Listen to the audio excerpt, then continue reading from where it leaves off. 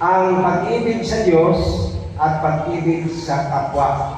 Kung inyong mapapansin, inyong makikita diyan, mayroong dalawang tapyas na bato. Ang nakasulat sa unang tapyas na bato ay ang unang utos hanggang sa pang-apat na utos. Na kung susundin ko ang mga utos na ito, ay ating maipapakita ang pag-ibig natin sa Diyos. At ang pangalawang tapyas na bato naman, mga kautusan na tumutukoy sa pag-ibig sa ating kapwa-tao. Ang pagbibigay ng Diyos ng kautusan na ito ay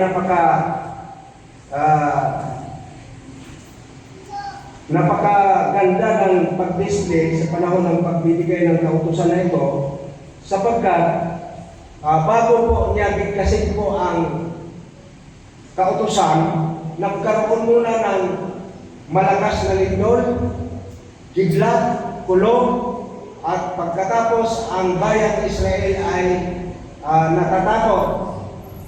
At pagkatapos ng mga kulong at mga kidlat, sabi ng Panginoon, nagpakilala siya. Sinalita ng Diyos ang lahat ng salitang ito na sinasabi, "Ako ang Panginoon ninyong Diyos. Ako ang naglabas sa inyo buhat sa lupain ng Ehipto sa bahay ng pagkaalipin." So bago niya binigkas ang kautusan, ini-introduce muna ng Diyos ang kanyang sarili. At pagkatapos, binigkas na niya ang unang utos. Ang wika niya, "Huwag kang magkaroon ng ibang mga Diyos sa harap ko." Bakit sinabi ng Diyos na huwag kayong magkaroon? Kasi po, doon sa Egypt na kanilang pinanggalingan, ay marami doong Diyos-Diyosan. Ngayon, dahil sila ay binukod ng Diyos para magiging bayan niya, ang unang utos, huwag kayong magkakaroon ng ibang Diyos. Ako lang ang inyong kikilalanin. Ang nakita naman ninyo na yung mga Diyos-Diyosan doon sa Egypt ay walang nagawa nung ako ay nagbigay ng mga salot. So para hindi magkakaroon ng ibang mga Diyos, ang pangalawang utos ay nagsasabi, "Huwag kang gagawa para sa iyo ng larawang inanyuan o ng kawangis man ng anumang anyong nasa itaas sa langit, o nasa ibaba sa lupa, o nasa tubig sa ilalim ng lupa." Kung mayroong mga larawan na kanilang makikita na hindi nila ginagawa, ang wika ng Diyos, huwag mong yuyukuran sila o paglingkuran man sila, sapagkat akong Panginoon mong Diyos ay Diyos na mapanibugbuin. Sinuso pala ang Diyos, ating dinadalaw ang katampalasanan ng mga magulang sa mga anak hanggang sa ikatlo at ikaapat na salin ng lahi ng mga napupuot sa akin. Ang kasunod po nito ay ang pangako. Ang pangako ay sinasabi, "Pinagpakitaan ko ng kaawaan ang libu-libong umiibig sa akin at tumutupad ng aking mga utos." Ang ibig sabihin, kung hindi tutupad ng utos ang sino man, hindi siya kakaawaan ng Diyos. Hindi siya bigyang pansin ng Panginoon. Sa halip na awa, kasusuklaman pa siya. Ang pangatlong utos, mga minamahal na kapatid, ay pinagbabawal ng Diyos na gamitin ang kanyang pangalan sa expression lang. Katulad ng mga sa kasalukuyan, mga palabas-palabas, OMG na agad. O kailangan banggitin ang pangalan ng Diyos yung may kabuluhan lang. Bakit? Hindi niya aariing walang sala ang sino mang tao na bumanggit ng kanyang pangalan sa walang kabuluhan. Marami po, libo-libo o di kaya milyon pa ang mga tao na hindi nakakaalam nito. Ginagamit nila kahit sila ay nagsasamba, kahit sila ay mga relihiyoso, pero inyong makikita na ginagamit ang pangalan ng Diyos sa walang kabuluhan. Ang pangalan na yan ay espesyal, makapangyarihan, kagalang-galang yan na pangalan, kaya hindi dapat banggitin na walang habas. Gamitin lang yan kung ikaw ay manalangin, magtuturo, mag-aaral, yan lamang po. Kung ikaw ay magtuturo sa mga kabataan, diyan mo banggitin ang pangalan na yan.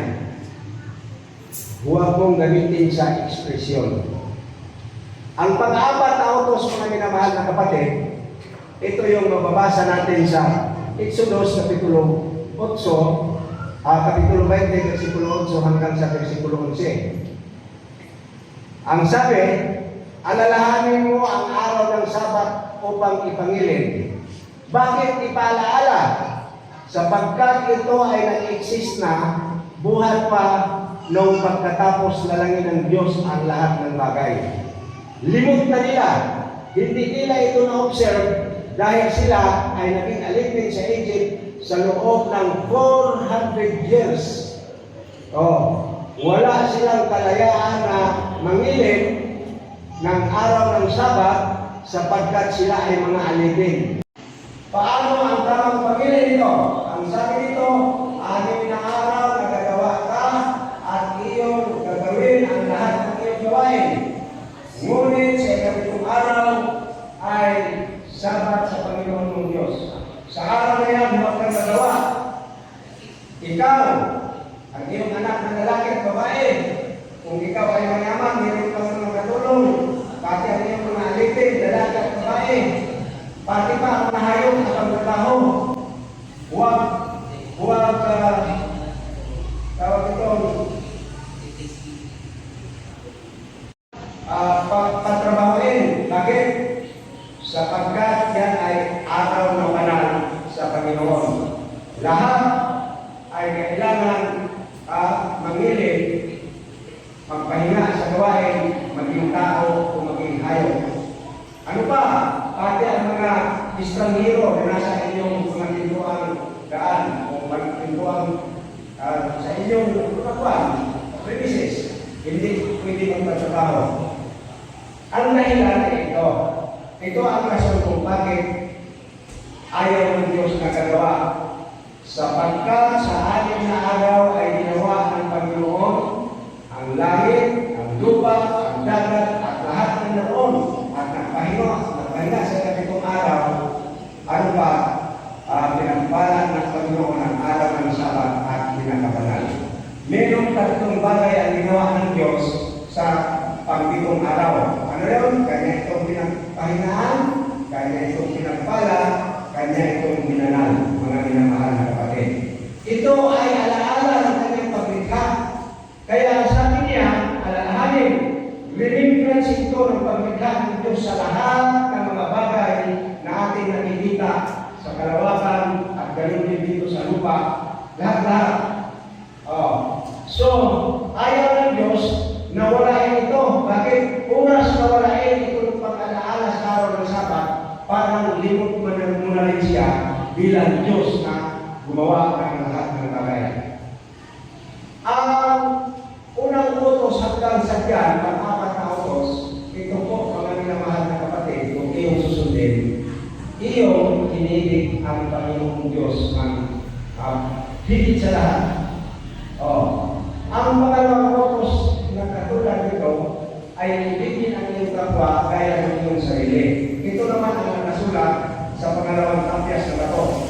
Ang nakasulat sa pangalawang tapyas na bato ay buhat sa utos number 5 hanggang sa number 10. 4 na utos sa Diyos, pag-ibig sa Kanya, 6 na utos ang para sa pag-ibig sa kapwa-tao. So ito po, ang sabi dito, igalang mo ang iyong ama at ang iyong ina upang ang iyong mga araw ay tumagal sa ibabaw ng lupa ay binibigay sa iyo ng Panginoong Diyos.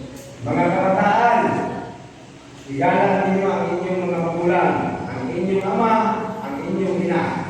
Ang bata at walang galang, minsan muna pang namatay sa kanilang ama at sa kanilang ina. Bakit? Ang sabi doon, para tumagal ang iyong buhay na ibinigay ng Diyos sa iyo.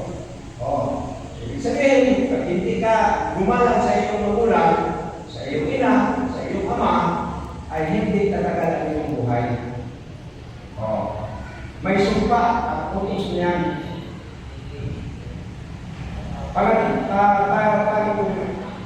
Anim na utos, huwag kang mapatay.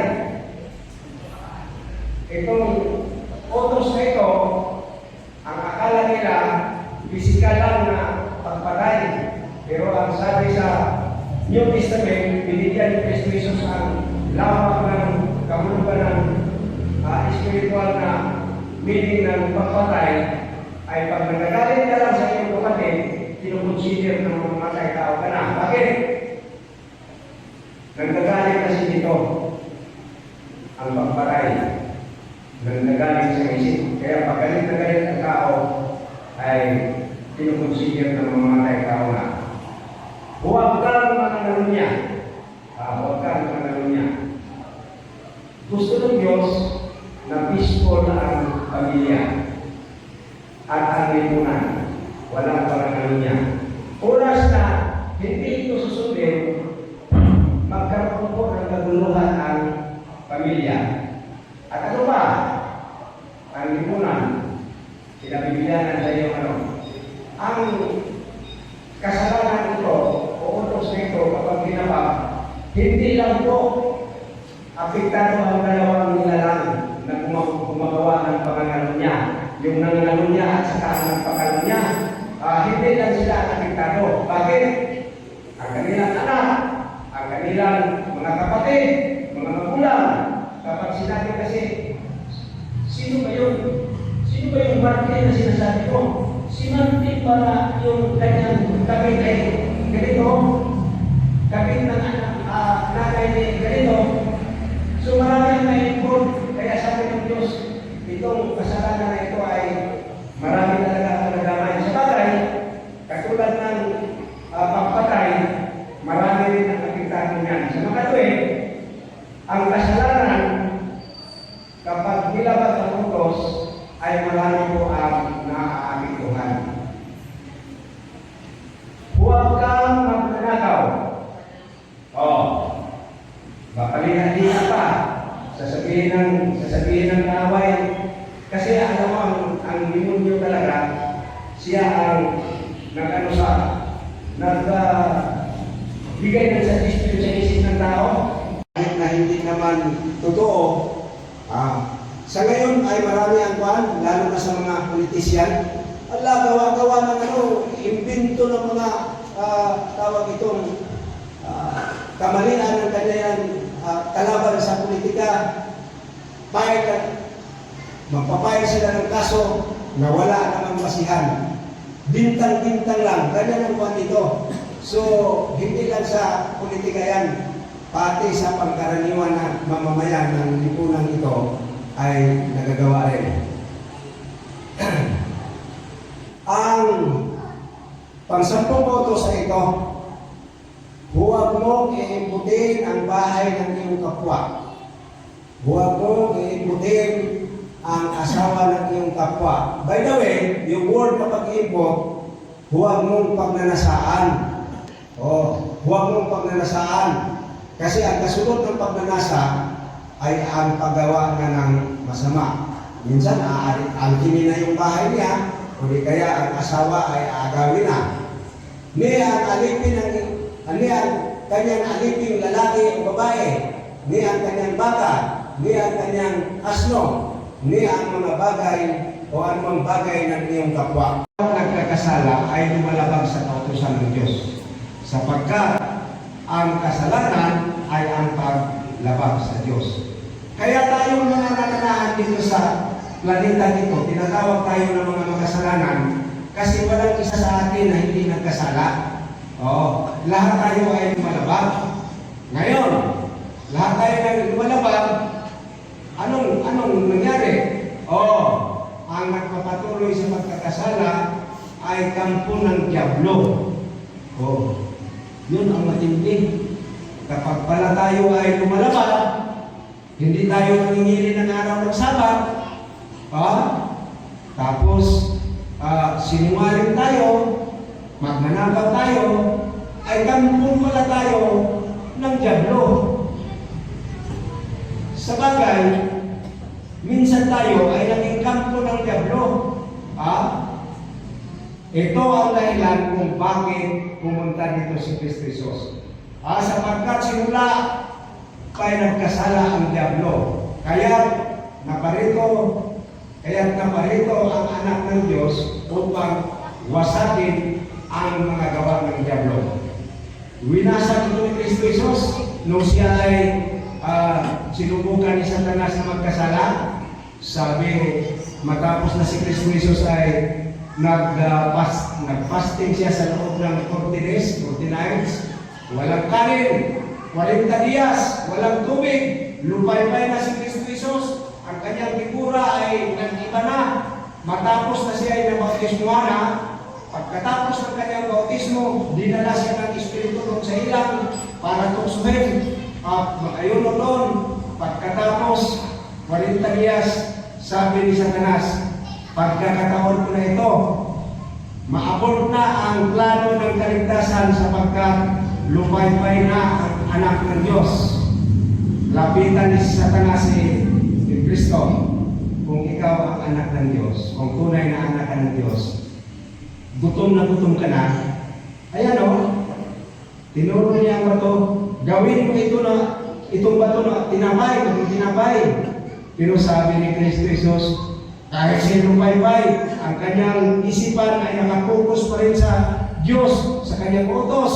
Ang sabi niya, nasusulat, hindi sa tinapay lamang nabubuhay ang tao, kundi sa bawat salita na lumalabas sa bibig ng Diyos. Tandaan ninyo yan. Bawat salita na lumalabas sa Diyos, ang lumalabas sa bibig ng Diyos. Ang tao ay nabubuhay, hindi lamang sa tinapay, kundi sa bawat salita na binibigkas ng Diyos.